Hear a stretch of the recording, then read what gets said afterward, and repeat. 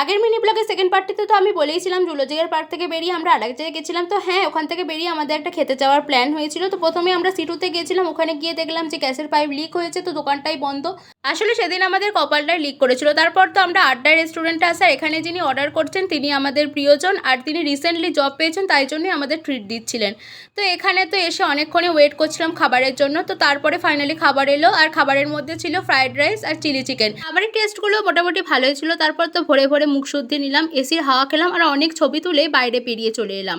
এরপর তো বাড়ি ফেরার পালা, তাই জন্য আমরা সবাই মিলে স্টেশনেও চলে এলাম। আর তারপরে আমাদের কিছুক্ষণের মধ্যেই ট্রেনও ছিল, তো ট্রেনেও চেপে পড়লাম আমরা।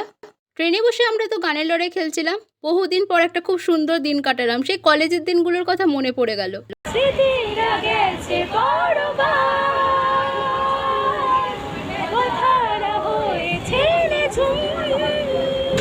খুব তাড়াতাড়ি সময়টা শেষ হয়ে গেল।